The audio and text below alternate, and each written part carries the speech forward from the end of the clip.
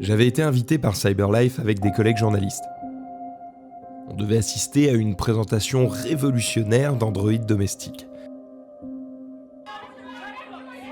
Devant le bâtiment, une foule de manifestants s'agitaient, criaient, se révoltaient contre les produits de CyberLife. Des agents de sécurité nous ont tenus à l'écart et nous ont fait rentrer. L'intérieur était chic. Je me rappelle d'un bar, d'une hôtesse sympathique. La salle de présentation affichait en vitrine les différents androïdes que CyberLife produisait. Le réalisme et la sensation de vie qui émanent de ces robots est extraordinaire. Alors oui, ils sont un peu chers, mais c'est une technologie avancée. La conférence commence assez vite. Le présentateur passe un moment à expliquer les nouveautés avant de laisser un scientifique en blouse nous présenter son dernier modèle, Eve. Il nous explique rapidement quelques détails techniques, puis commence une démonstration humiliante. Le réalisme de ces machines suscite mon empathie. J'ai presque honte pour elles. Le scientifique insiste dans son humiliation, mais l'androïde semble ne plus vouloir l'écouter. Alors qu'elle devait ramasser un plateau par terre, elle s'est redressée avec un couteau et a poignardé le scientifique. Personne dans la salle n'a su comment réagir. Tout le monde regardait la scène, immobile, sans comprendre ce qui se passe.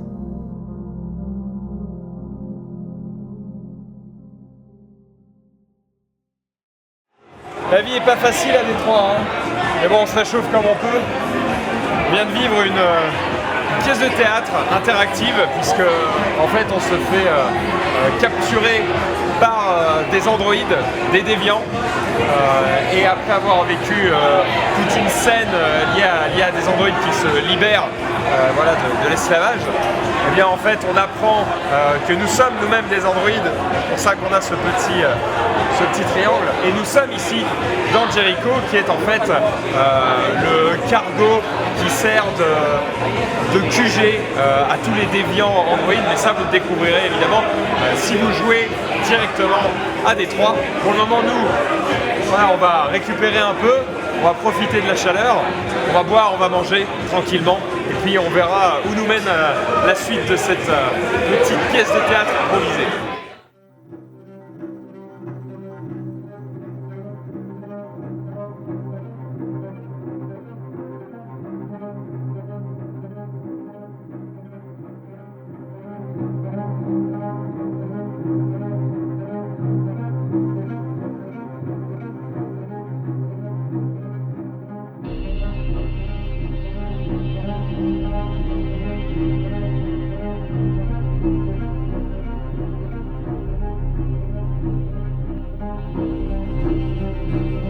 Salut à toutes et à tous, on est ici directement à Détroit, c'est écrit juste derrière, justement pour le jeu Détroit Become Human.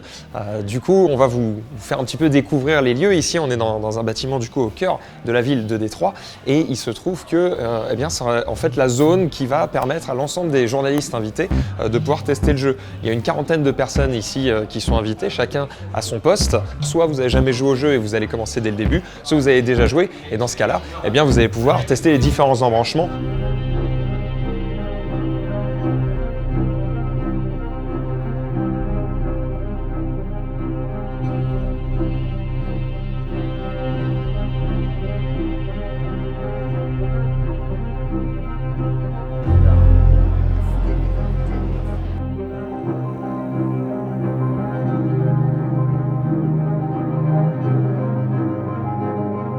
Le principe ici, ça va être d'interviewer un maximum de personnes. Alors, on a interviewé des acteurs qui jouent directement dans le jeu.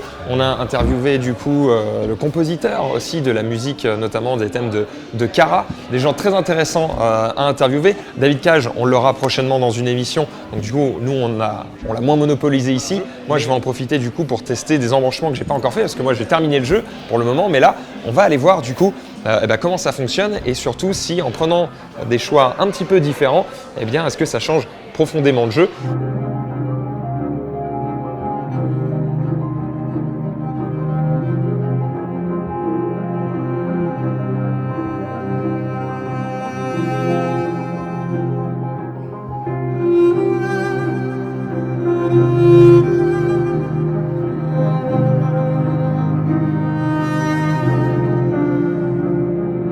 voulais vous montrer en fait le système d'arborescence. Alors vous avez peut-être déjà vu le système si vous avez fait la démo du jeu. On va voir en fait l'histoire de Kara justement. Todd qui a acheté cet Android Kara, il a tendance à un peu trop s'énerver contre sa petite fille. Et en fait, en fonction des choix que vous allez faire, eh bien, vous allez déclencher certains événements qui vont avoir des impacts plus tard dans le jeu. Et vous voyez des fins, il y en a ici un certain nombre que vous pouvez déclencher, et même certaines ici sur cette sauvegarde n'ont pas encore été déclenchées. On n'est qu'à 52% des scénarios possibles. C'est un passage hyper important dans le jeu. On va avoir le choix de rester un Android obéissant, ou bien de mettre la vie de la petite fille en priorité et du coup de tout faire pour aller la sauver. Et je peux décider de ne rien faire. Et l'histoire va continuer. Mais si je bouge, je déclenche un événement où là on voit mon programme qui dit attention, tu ne dois pas bouger. Il t'a dit de ne pas bouger, tu ne bouges pas. Mais tu peux décider du coup de briser cet ordre et de libérer Kara du coup du carcan dans lequel elle est enfermée au début du jeu. Donc moi je vais retourner jouer et puis je vous dis à tout à l'heure, on va aller faire des interviews. Ciao.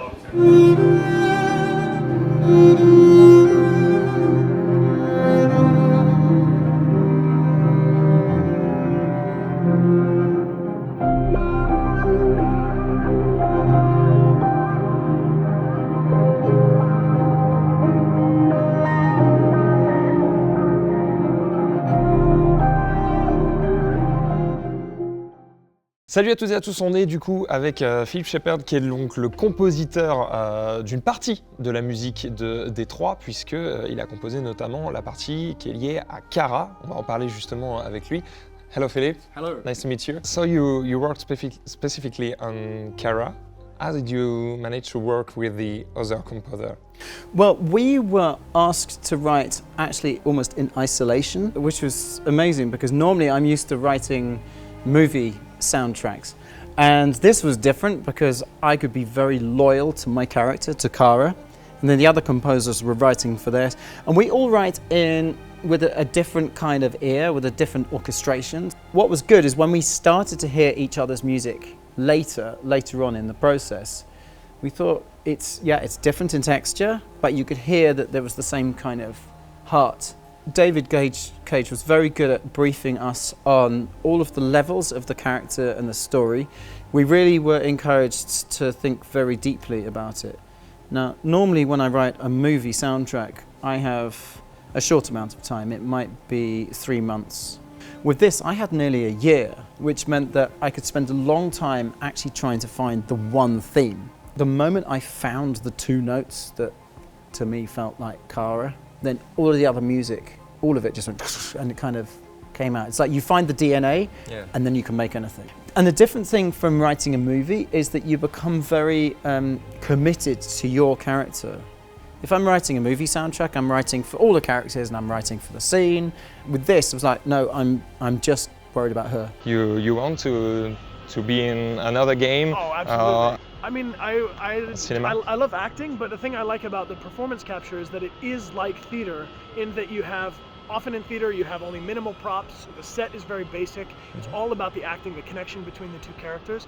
In the performance capture set, it's entirely about the performance. And so for me, the level of intimacy they can get, to me this is a new level of acting, which is as intimate as theater, but with the close-up cameras or with score. So for me, this is absolutely the future. I would love, this is what I want to do. You love to work on the video game music? Yeah, this is my first game. I wanted to do a video game and I wrote myself a note more than a year ago. So, work on a game, maybe a small one to start with. And this arrived. I like doing projects where it's difficult. And this was difficult because I'm used to a linear structure. And of course, this is like a liquid structure. It can go in any direction. And I always had a dream that I wanted to write music that was different every time you listen to it. Like, an album that is never the same when you hear it. That's what a video game is. And so this is a completely different opportunity. Every time you play it, the permutations are very different. And even between composers, that you'll find suddenly it'll switch to another composer. You won't necessarily hear the join. What is the most memorable scene for you in the game? Sorry, I have to say it's a tough question to answer simply because there's so many versions of every scene. Yeah. To be totally honest with you, what I enjoy most is hearing from guys like you when you've played the build, what struck you. Because I've had journalists come to me and say, I can't believe in this scene you allowed one of the playable characters to die in Act 1. How could you do that? And I say, well, that didn't happen to everybody. That happened to you. We wanted players to feel they were writing their own story. We didn't want to force you to make a particular choice. But when you give people that much freedom, you also need to make people aware of the consequences of their choices. Because there's nothing worse than being free to do lots of things, but then making a choice and not getting the result you expect, or feeling the result's unfair somehow. Are you afraid about the AI and the possibility of seeing a rise of the machine? Sure. I'm excited by the idea. I don't think it's bad news. I don't think it has to be bad news. Just to be sure though, when I ask Siri a question, I'm very polite. So I'll say, Siri, can you please give me directions? Can you please set a timer, just in case Siri has a point of view? To me, it's going to be more positive than negative. But of course, this is only if we agree on how we use the artificial intelligence. So I think that beyond the singularity, if we work towards it in a way that it is for the benefit of all humanity, that we agree that we're all people and all human. If one individual has an idea of how artificial intelligence should be used and is using it for their own control and direct purpose, and it's not a collective thought, then I think this is where artificial intelligence becomes dangerous. It can become too powerful. Why Detroit? Why this city? There is a lot of city in the US. Detroit has a unique history. Okay. In that Detroit was the base of the Ford Motor Company. And the Ford Motor Company, I think, is a good example of a piece of technology that didn't just change the way people travel. The car didn't just change the way we travel. It changed the way society is formed. I mean, for the first time, you could commute to work from another city, or you could live far away from your family. Detroit, since the collapse of the motor industry, has declined somewhat as a city. And in the world of the game, Elijah Kamsky, the character who created androids, when he was deciding where to base his android company, he wanted that android technology to change the world the way cars did. Welcome, Le Stream Porifère.